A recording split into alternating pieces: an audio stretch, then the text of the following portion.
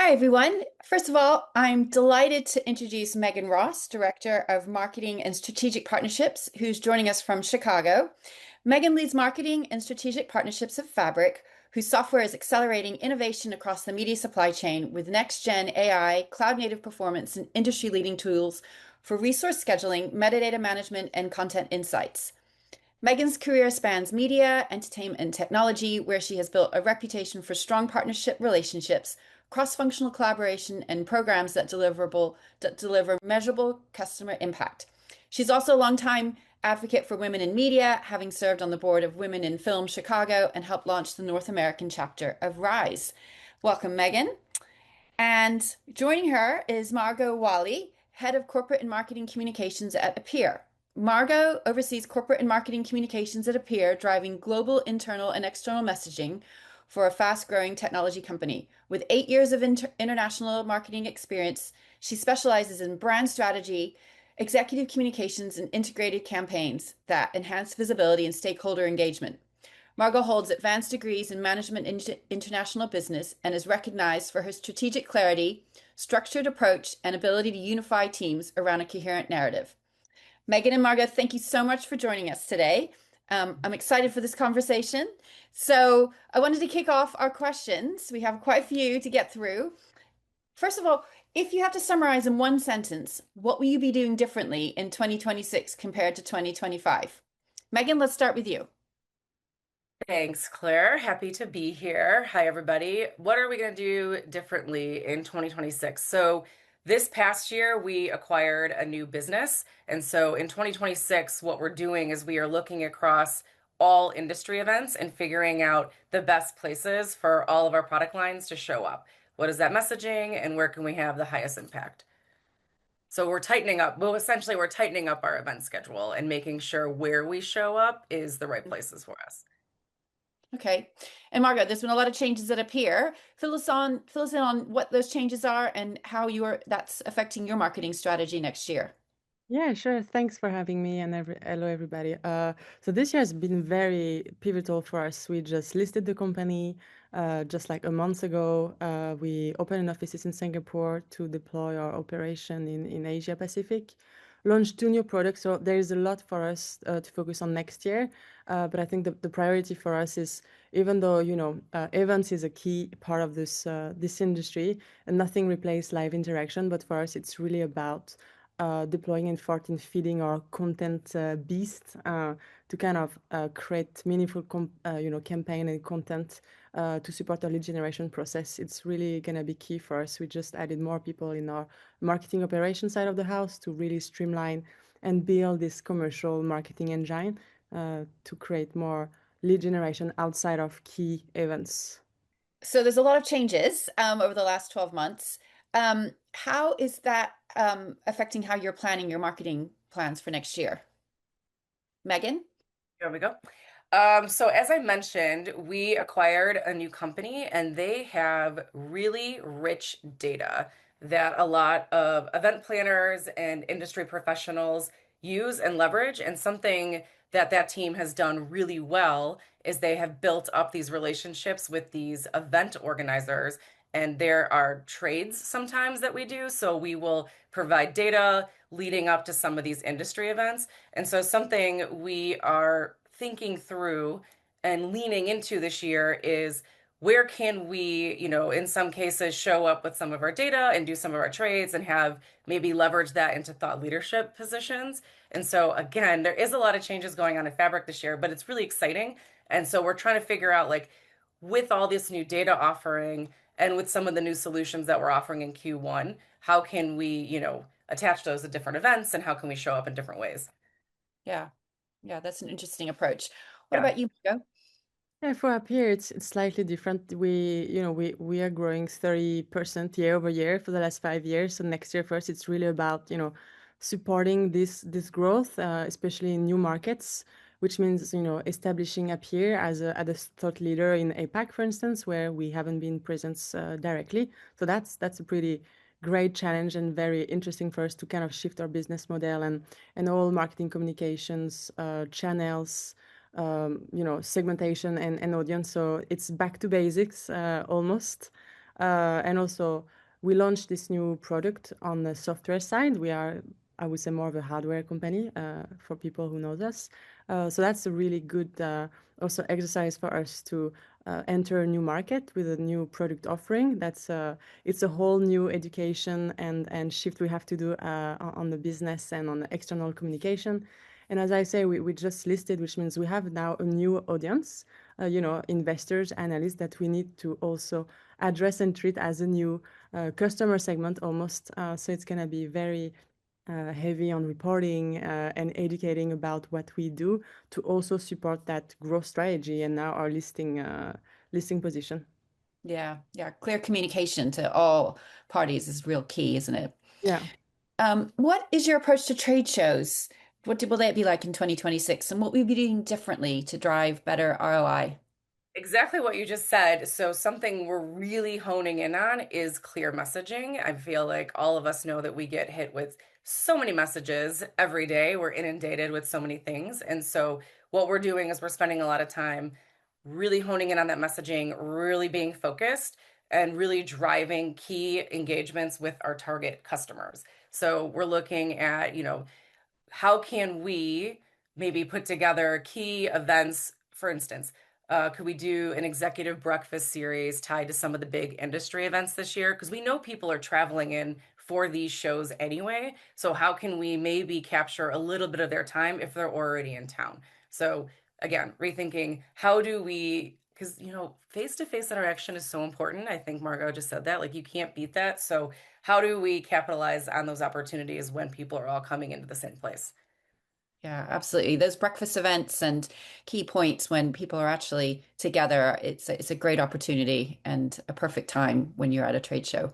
What about up here, Margot? What will Yeah, you? so for us, it's Appiah has always been very heavily involved in a lot of events, and as we grow, we can see that it branches in regions. So now we have a lot of global, but also regional events. So this next year, something that we really focus on is creating those tier. That's something we actually discussed quickly with Megan when we rehearsed, but it's something that we really want to create. So those tier one, tier two, tier three because depending on the outcome of the events for us, we really want to deploy the right resources and the right investment at the level of the expected ROI, which means we're going to be much more focused on impactful investment and adjust our marketing efforts pre-marketing but also during the show and post-show based on the steering. So that's a new exercise for us, and I think we're gonna learn a lot from it and get a lot of feedback from the commercial team, of course, so we can adjust and maybe change tiering or adjust our strategy based on this. So that's gonna be very interesting for us. But we are doing a lot of trade shows, so it's also very important to keep a focus on why we're doing it. And sometimes I think we always go to shows because we have to go, kind of. It's what people say, like, but you have to be there, otherwise you send a bad signal.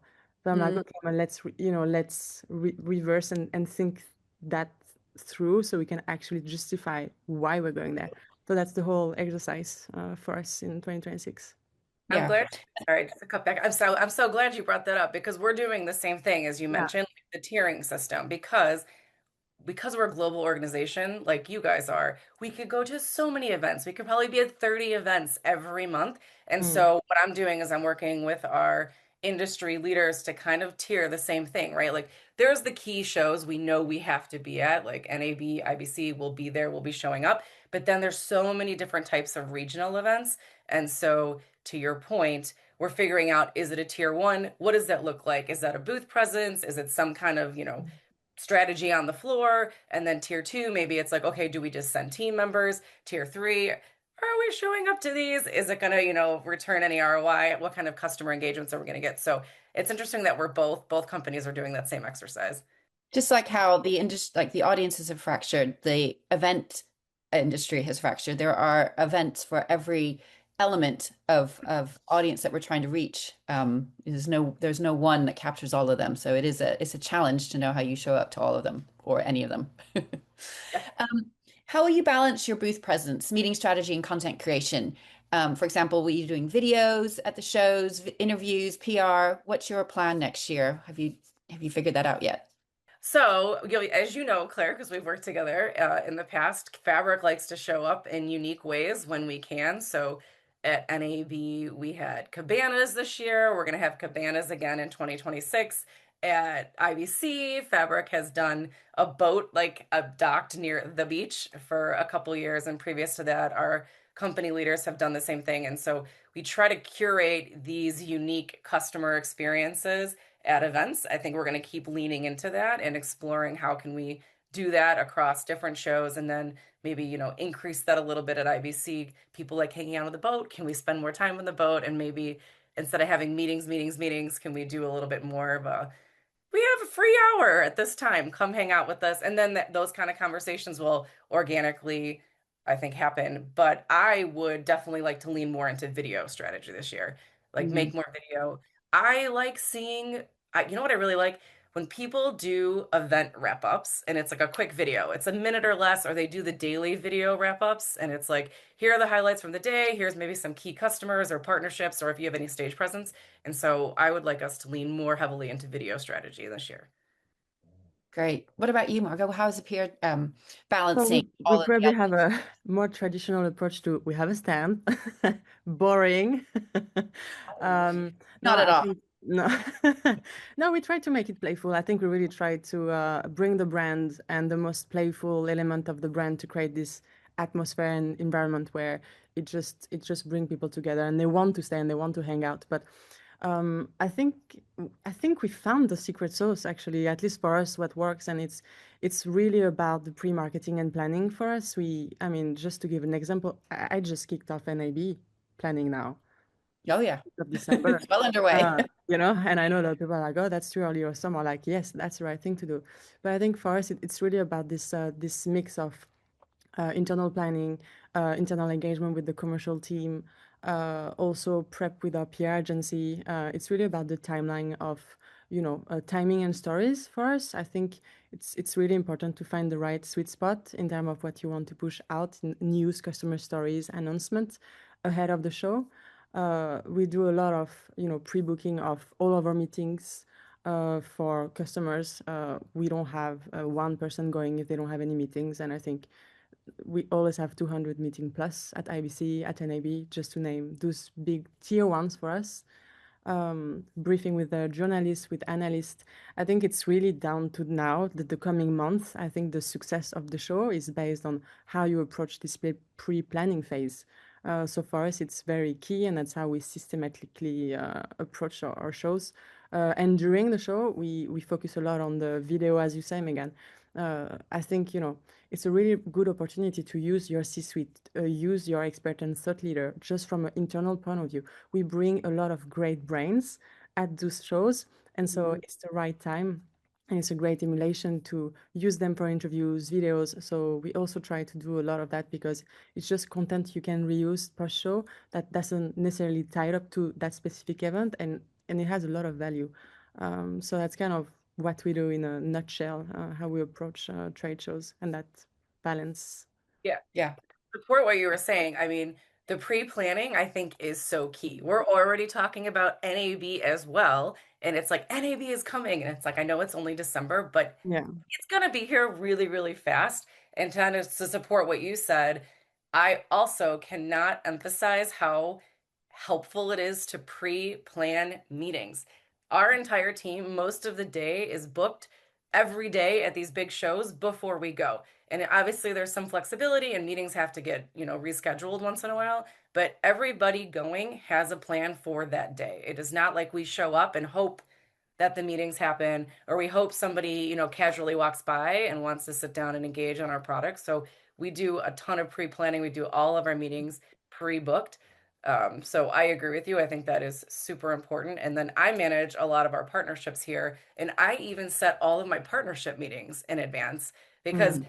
I think we've all done this. It's like, oh, I'll just stop by your booth and we'll have a conversation. But the chances Never that happens. they're going to be in that booth or in their meeting space and they're going to also be free are very slim. So all of my partnership meetings, I also pre-book. Like I also have times to meet with all of them in advance. So I Yeah. think starting NAB now is definitely something everybody should be doing. Yeah, but I know if I can just bounce on this, I think, a lot of people will be like, "Oh, but how do you do it?" And I think it's important to say, like, to stress that it adds a lot of more work on the marketing department as well, Yep. because it means you gotta get your story lined up very early. You need to know, you need to have your messaging, you need to have a very clear idea of what you're gonna present, what you're gonna demo way in advance. So your team, so you can educate your team and say, hey guys, this is what we're gonna do. This is what we're gonna show. So now you can go out and book your meetings and engage with your customers. But you need to have that way in advance, because if you want them to book meetings, it's not a week before, it's a month and a half. So you need to have all that content ready and lined up. So, it squeezed a lot of deadline and timeline and push a lot of pressure on a lot of department as well.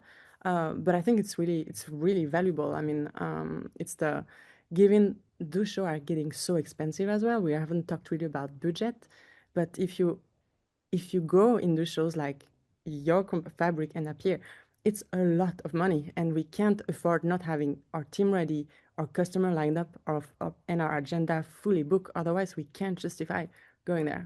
So I think that's Yep, I Yeah. totally agree a main because reason.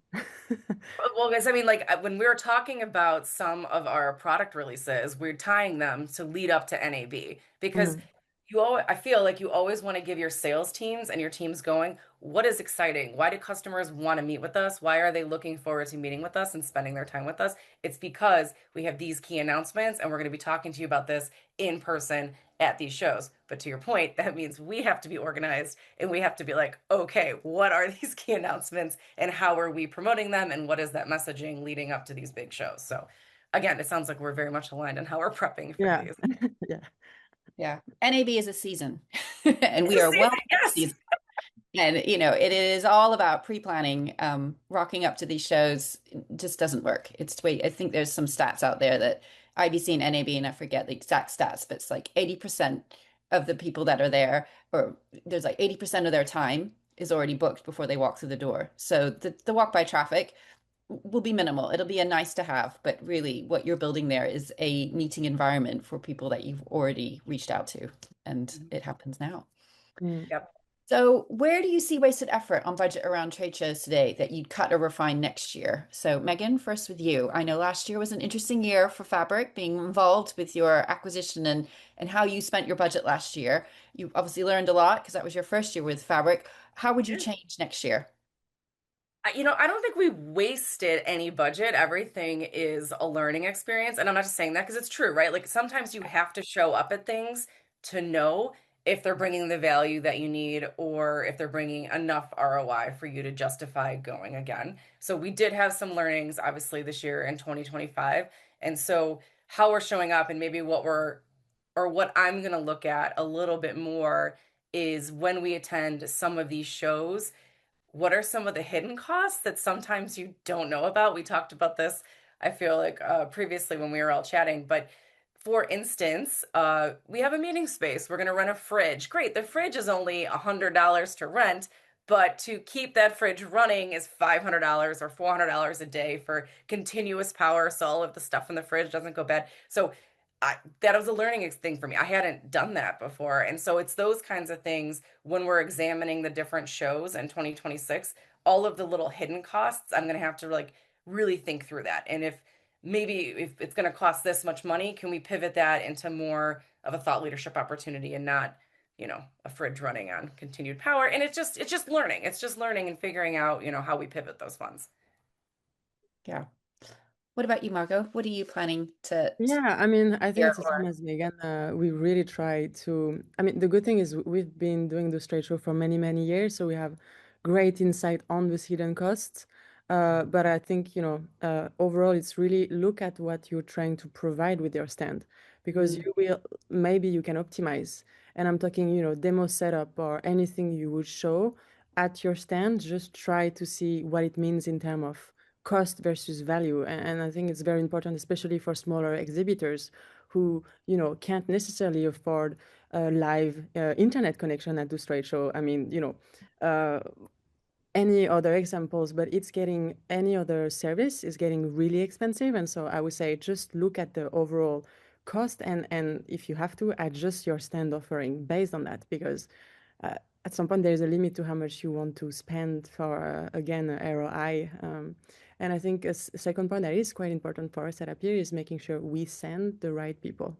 Um, Mm. because as we grow, as we scale up, we adding a lot of people regionally and globally, and those trade show can quickly become, a place where people want to go because it's great to network, but at the end of the day, sending someone in Vegas for a week has an extremely high cost, and so we are being very strict, I would say. Uh, about that, which means if you don't have a meeting, if you don't have a clear purpose and goal, you are not expected to go to any trade shows.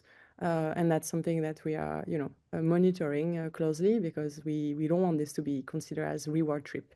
It's a business trip, and people think we're having fun and we are partying every night. No, we're not. So if you don't want to go, if you don't have anything to do, with it, then stay in the office and support, post event initiatives. Yeah. I think something you said that, and we had talked about this before as well, to your point, is the Wi-Fi is getting so expensive at some of these shows. It's costs like that, but it's like it's good for people to hear that a lot of other companies are thinking that way. And you made a good point is could you do pre-recorded demos? Can you have those on your laptops so maybe Mm. we don't have to have as large of a bandwidth to do demos multiple times at the same time running?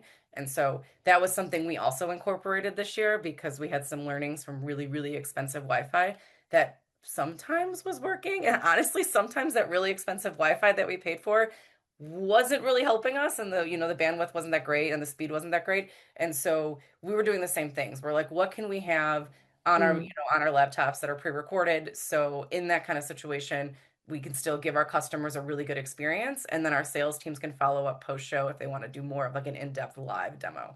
So Yeah, and I mean, if I just look at when I joined up here, we were sending 3 or 4 pallets of equipment to our biggest trade show. 3 or 4 pallets of equipment. It's a lot of equipment, which yep. means it's very expensive shipping costs, but it also means you need a lot of people at the stand on the Mm. build-up to Yep. open these pallets and set up everything. We were setting everything live. We were shipping like 10 chassis. It was insane operation if you think about it, but our Oh yeah. engineers, they were passionate about it. That's what they wanted to show. But then we kind of, we had to do a lot of internal pushing and education, like, guys, we have to, we need, we can't keep doing this. And now it's much easier. We send like a pallet and a half. We are showing the same capabilities.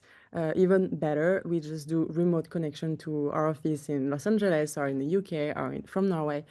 Easier to operate. You could argue you need less people to also operate it, less people in build up, in tear down, and cheap, shipping cost. And that's a budget cost.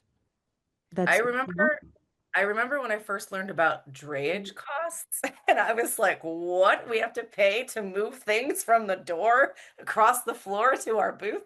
Because Mm. those were our previous companies when we were also shipping in a lot of equipment, and that gets very expensive and very tedious, and the setup times are very costly. So I agree with you. I think figuring out how we can streamline those costs, how do we have a smaller footprint but still have a really good impact is Mm. a conversation that's ongoing with us as well.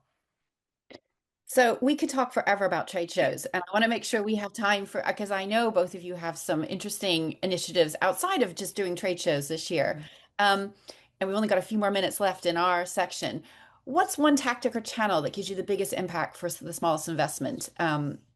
Margot, I'm going to start with you because you have a really interesting insight here, and I love what Appear's doing here. What have you what have you Yeah.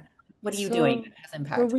we started customer cancel 2 years ago in North America, actually, region, and we realized that the outcome of the customer cancel were invaluable for us because we were gathering our core ambassadors, customer that followed us and supported us and who wanted to input on our roadmap, technology, and share their experience using our solution. And we realized, it's not so expensive to entertain, you know, a dozen people for 2 days compared to, trade show again.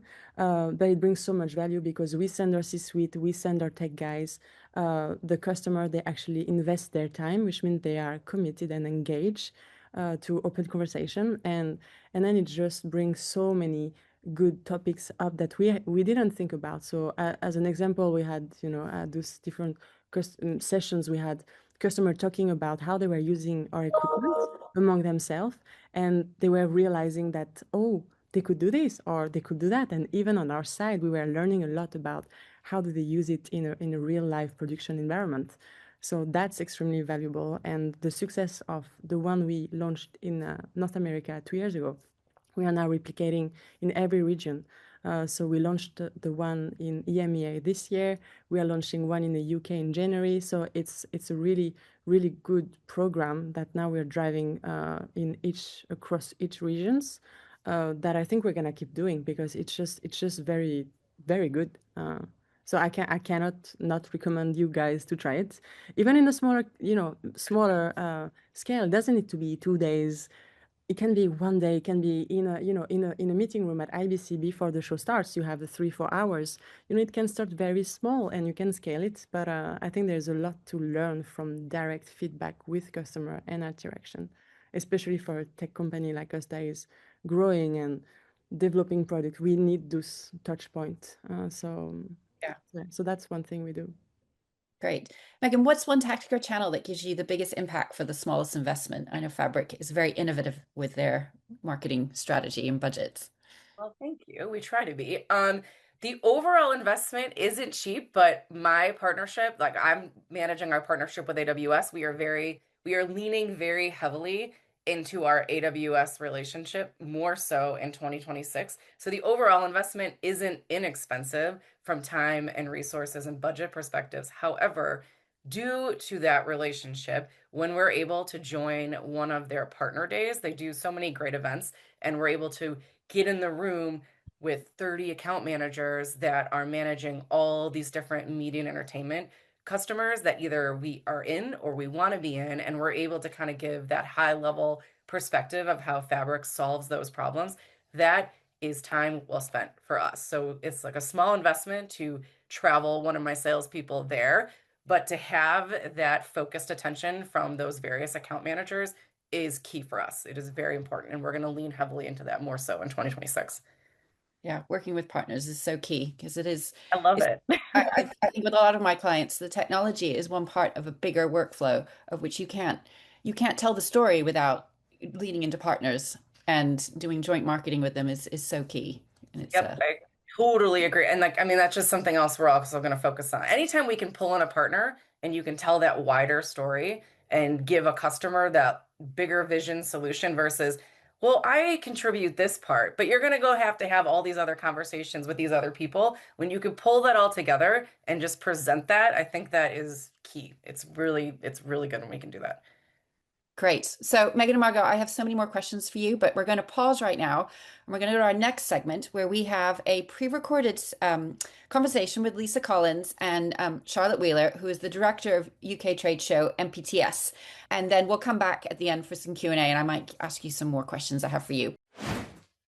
Thanks, Claire. Thanks for handing over. I'm completely delighted to be here with Charlotte Wheeler from MPTS. Charlotte, thank you for being with us today. Thanks for inviting me, Lisa. Thank you. Well, you're here for a reason, and I would say that MPTS isn't quite the traditional trade show. You're doing things differently, and this webinar is all about how we can use our marketing spend differently. But, as an offering, you're doing things differently in the trade show world. So what changes have you implemented to really, I guess, ensure that exhibitors are seeing that return on investment? So yes, thank you. I think that's a big compliment. I mean, that was one of the things that we wanted to do from the very beginning, in particular because we do serve the majority of the UK market, which is obviously one of the largest hubs in the world for content creation, and a really big M&E industry. So we wanted to be able to move quickly and shape the show quickly every year as to how the market is changing, so that we're not sticking in one place. We're not just looking at technology. We're now looking at AI. We're now looking at content creator economy. We still have our traditional stages around production, broadcast technology, you know, the audio theatre. People always say that it's amazing to have a theatre just purely dedicated to audio, one of those areas that generally gets pushed down the list. So yeah, in terms of how we're keeping exhibitor ROI, it is looking at all of those new areas all the time. We're constantly researching, we're constantly building new data, bringing in new data, bringing in new names on the speaker program. You know, it is the biggest free speaking program out of any show, and I think that all of those big names, their buy into this, that the show is free, it's local, it's in London, it's in the UK, it's accessible to freelancers, and those freelancers are struggling at the minute, but they all need to learn and to educate and keep on top of things and network. So yeah, I think the ROI is that we don't sit still, and we're constantly bringing in new markets. And obviously, with what we do outside of MPTS across our portfolio of events, really helps with a diverse range of people that we can bring in to the event, which really gives exhibitors the ROI they're looking for. Yeah, I'm always wowed by the number of stages you put in and all of that great free content to educate. And like you say, the freelancers coming along, you never know where they might turn up. They could be your next customer. So having them in the room, I think, super important. Absolutely. As a trade show organizer, you're probably the first to be able to see some of the things that are actually changing in the industry, be that technology, new data capture devices. What are the biggest shifts happening right now that you believe those exhibitors on the show floor should be preparing for in 2026? Well, as I mentioned, outside of MPTS, all the things that we run. So we've just run our Broadcast Sports Summit at Emirates. And what was very clear there is, you know, the sports industry really does set new technology trends. They experiment with technology a lot more than traditional broadcast, and then traditional broadcast picks it up. So you've got, you know, the Spideo, the Spider Cams, the drones, all of that, these amazing apps for golf, for fan engagement. There's all these brilliant tools that could be used around sort of data and audience management that are already in existence, but I don't think in traditional television they know much about them. So, you know, we bring that to the conversation at MPTS as well through our sports brand. And then we just ran the sold out AI Creative Summit, and I think there, excuse me, that everybody wants to know about tools. It's tools, skills, and education. And so all of these things that we're doing, we take all of this knowledge and go, right, this program we need to be talking to NVIDIA, Lenovo, HP, Dell, Amici, you know, all of these tool guys, and saying, this is what people want to know about, this is what people want to learn about. And we can bring that into our show, because we're not just an annual, you know, once every 12 months exhibition. We are in this market all the time. The archive and the restoration event, the cloud event we did, the archive and restoration event is really growing, and that sense of how we manage archives and protect that data, but how we move that data through cloud services and restore it, you know, with all the documentaries that are coming out across all the streamers, and PSBs as well. So there's such a plethora of information we gather throughout the year.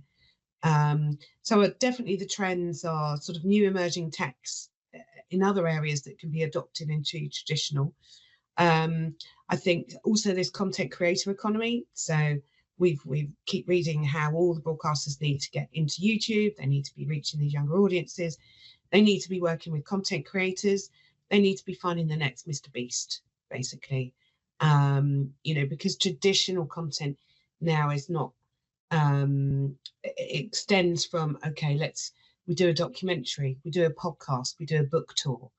You know, studios are looking for a brand, a story that will extend past a 6-part series documentary. It's got to have some longevity. Looking at things from an exhibitor's perspective, obviously most of the audience today are going to be the vendors thinking about, how am I going to stretch that small budget that's been reduced this year? In terms of getting return on investment from investing in your shows, what are the key tricks that they should be doing? Should they be taking booth space and speaking, or are there other ways for them to spend their buck this time? So this is me telling off exhibitors first and foremost. You can tell them off. I will tell them off, because there is such a huge expectation from exhibitors on exhibitor organisers. So I can get people in the door, but I can't then physically hold their hand and drag them to your booth. And I genuinely think that quite a lot of times the trick is missed to make those pre-booked appointments on your booth. You want to have a full diary. You want to have someone who is flexible, that can take those walk-ons and take those conversations. But the whole point of exhibitions is obviously to find new business, but you must bring that new business to your booth as well, and book out your diary and get your demos, completely ready by the time that the show opens. There's always a little bit of last minute fiddling about at 8:30 on the first day of the show. We're a 2-day show, so you should maximize your diary to the hilt. In terms of other opportunities, yes, we have to be part of the speaker slot. I think, as you know, Lisa, is really quite revered. And part of your package, if you sponsor a speaker slot, you get all the scan data of who's come to see you as well, which again, we try and get to you either the day after the show or by Monday the latest, so you can automatically put that into your pot and start marketing and start making meetings. I would also recommend, having a drinks reception on your stand, but you must do that through Olympia. There we are. You have to book that through Olympia, but that's another nice way to invite some customers along for informal chats. But yeah, it really is about your pre-show planning that the organisers do. MPTS does so much marketing, and our marketing department is amazing. But you've got to have that full diary and that fluidity in your diary to allow for walk-ons and unexpected guests, because it isn't all down to the organizer to get them to your booth. There's 300 other exhibitors that people have got to work their way through to find you. So you must your sales teams must ensure that your diaries are full. Yeah, and you look at Hive Group, we're big advocates of it's the pre-show work that's really important, getting those campaigns out there, making sure the diary is really full. You can no longer expect walk-by traffic. But I know that at MPTS you do some great tools that maybe some exhibitors don't take advantage of. I've seen your great social things that, they can do their video recordings and things like that. Are you still seeing exhibitors take space and then not take advantage of filling in their profile and all the simple things that they should be doing? 100%. Yeah. I find it incredible, really. You're making an investment, and it's the only trade show in the UK, and yet you still don't fill in a 50-word company profile or add your logo up. Really simple tasks to do. And yeah, there's a whole, in the exhibitor manual, there's a whole marketing folder of banners, buttons, social media assets. And the same as if you sponsor something or you're a speaker, you sponsored, we send you speaker assets. We make it all up for you. It's there in multiple different sizes to use. But yeah, you would be, I'm not going to say surprised, I'd probably say horrified at the amount. And we chase because I don't like it. I don't like it when it's just the show logo on there. Yeah, please, everybody, make more of an effort to let people know that you're there. So let's do it on that note. I'll quick fire round with the one-word answers. I've got 4 of them for you. So, biggest exhibitor mistake you see? Eating a sandwich on your stand. I love that one. Yeah, it's awful, isn't it? One thing exhibitors underestimate. The time it takes to perfect your booth. Yeah. The one thing exhibitors should plan early for. Meetings, diaries. Yeah. And what's the most exciting new feature you'd say you've got at the show this year?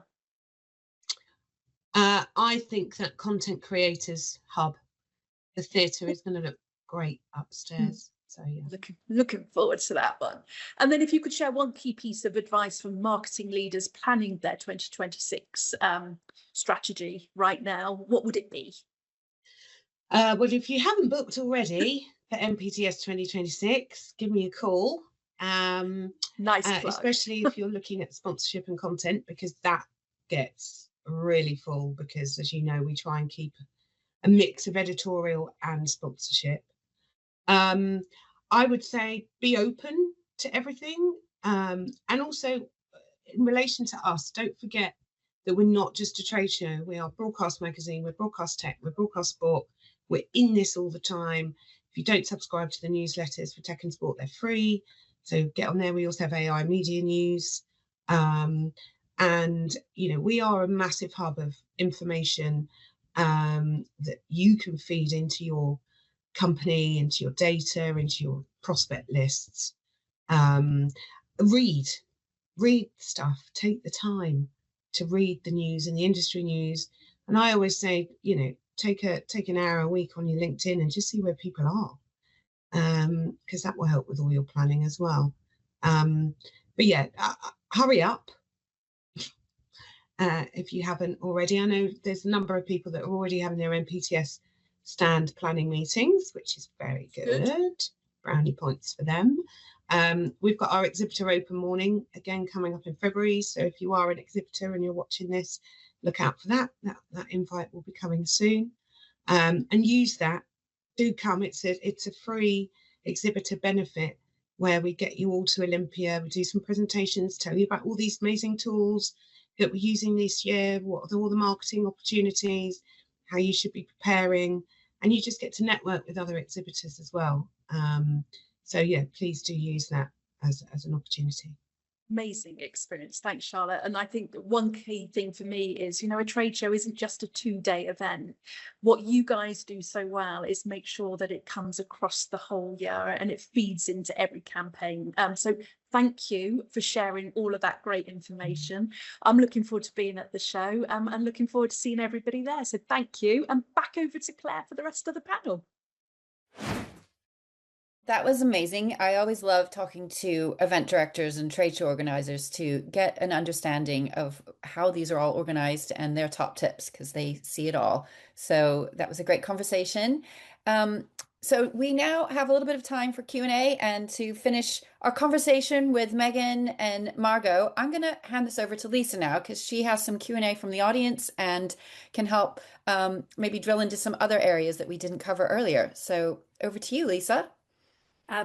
Thank you, and thank you for your session earlier. It was really insightful, and listening to what Charlotte said, it kind of marries everything up, that you really do need to start your planning way in advance. And Charlotte's MPTS comes a month later, so getting the planning right for that is key. One question out there is, in terms of your planning, how do you now engage with your sales team? And you brought some of that up where you were talking about product marketing, Margot, but how influential are the sales team when it comes to getting all those campaigns right to make sure that those meetings are in their diaries? Margot, Meghan, not sure which one of you wants to answer first. Margot, you can go first. Yeah, I can go ahead if you want. So the way we approach those big tier 1 events is we have a steerco where we have the key stakeholders from the regional commercial team. So if we talk about NIB, for instance, because it's coming up and it's a big one for us, we have Ed McGivern, which is the general manager for the North America region, is joining us. We have actually our CEO. We have our CTO.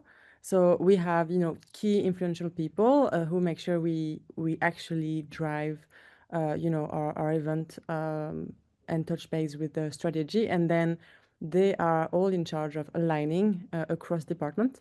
And so we expect the regional leader to push down to his team and make sure they engage and they are part of the process. So it's a two-way communication. We get clear feedback of, what needs to be the focus, what should we focus on, what do they need support with in terms of, strategic approach to key account, prospect target for next year.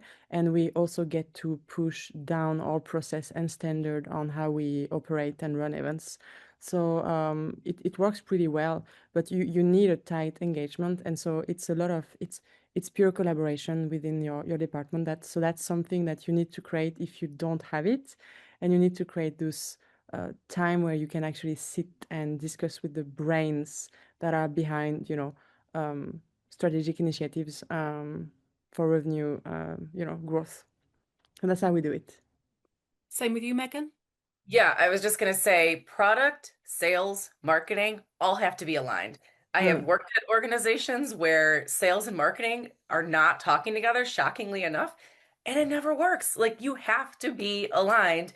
And so the same thing, we get our leaders together, we talk about what are the important product announcements coming up, what are we tying to this event, and then the sales team can lean in on, well, this is what our customers actually care about. This is the pain points. This is how we're going to solve it. And then, for example, leading up to NAB, we will do a meeting with all of our key, stakeholders and all of our revenue team. So even if you're not going to the show, you understand the messaging that we're bringing to the show because they also can help set meetings with people that are going. So they have to understand it. And then for us, we have weekly meetings leading up to those big type of events with everybody attending. So if something pops up, you can ask it and we'll address it because we have all of these meetings leading up to it. So we are very clear when we show up to an event, like what we're talking about.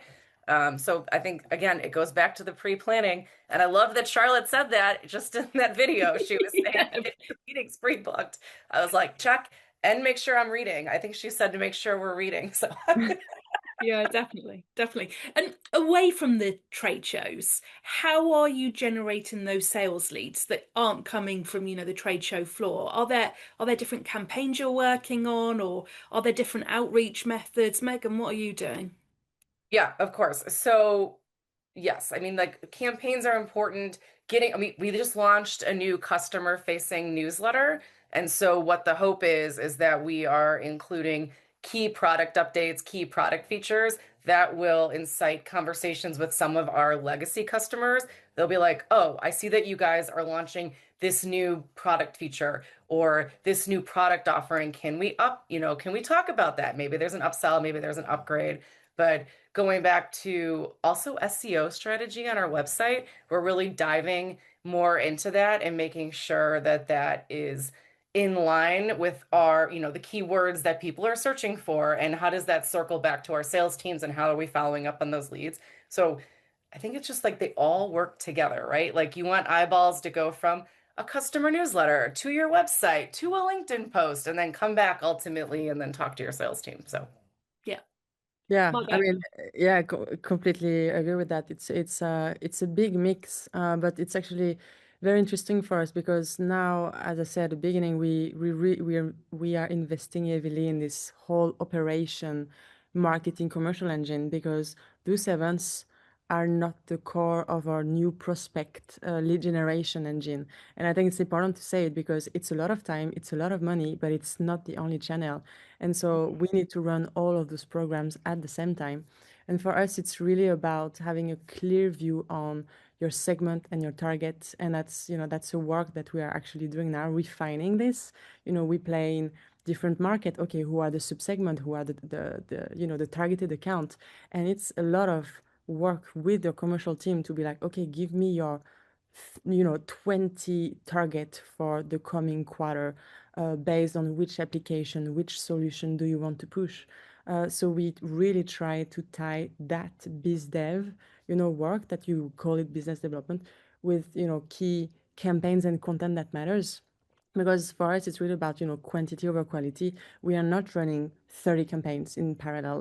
We just can't in terms of bandwidth, in terms of, hands on deck. So for us, it's really about looking at, our product launch schedule, our events, just trying to align everything together and come up with like core campaigns with clear messaging and value proposition that you can push in different segments. And then it's a lot of tool and processes. So which tool do you use?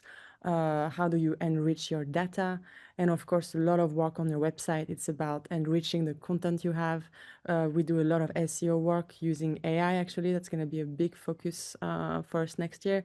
So it's really those big building blocks, and it's impossible to unpack in, 2 minutes. But I think it's very important to keep in mind that events, at least what I can see, it's a lot of relationship and conversation with customers, existing customers.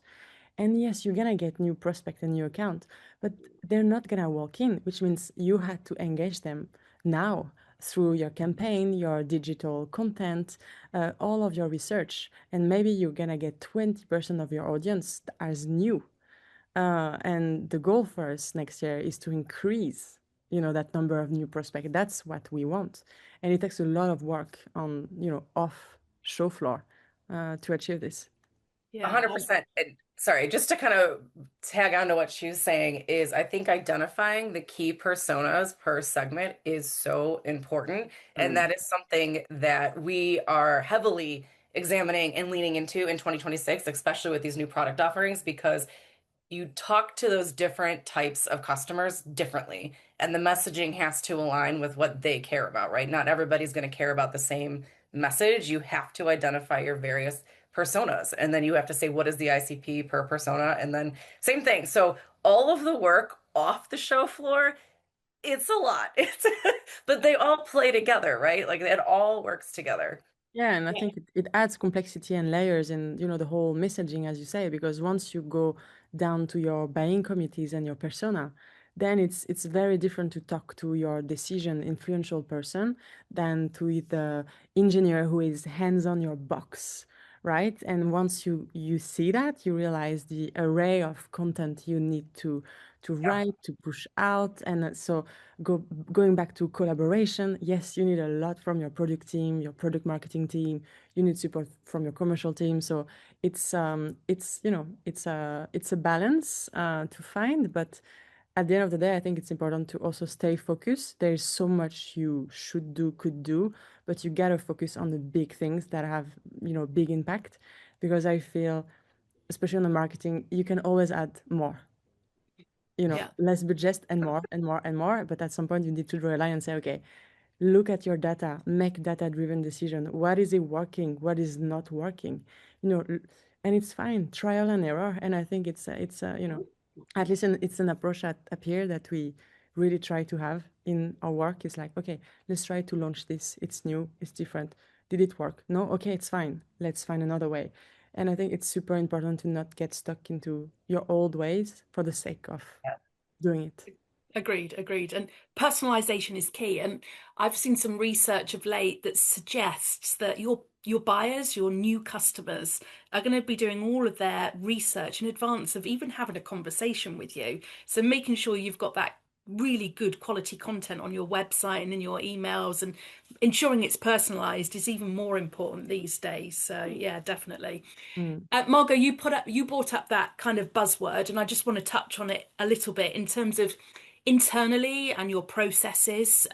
So not thinking about our industry tech, but from a on the job point of view, how is AI going to support your workflows and your job in 2026, would you say?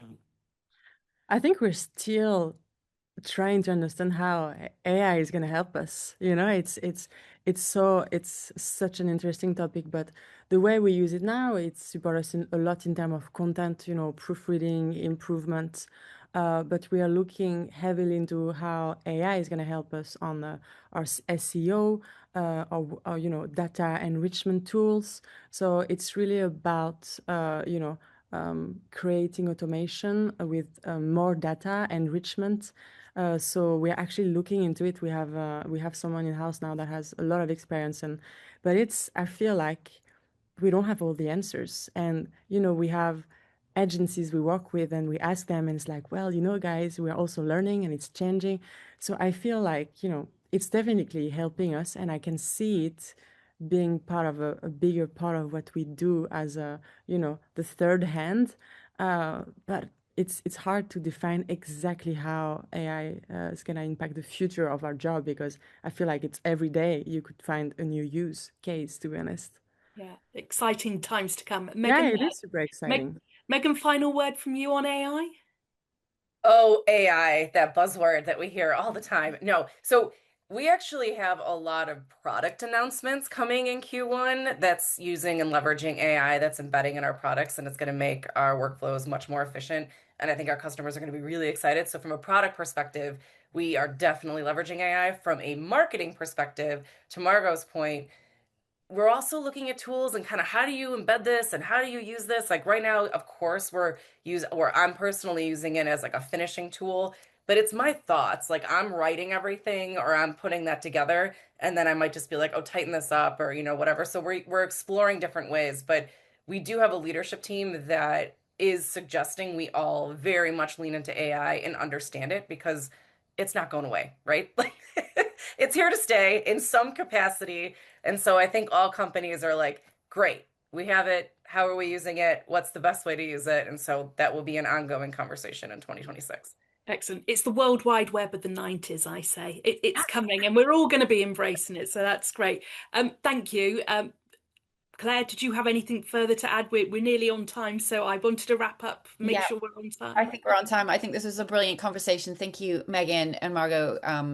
So insightful, and I could talk to you guys for hours on end, but unfortunately, I think Yeah, our thank you so time much. to an It end. was Thank you. really nice. Thank you both. And thank you everybody for joining us. And we're looking forward to seeing you all in the new year. And good luck with all that event planning.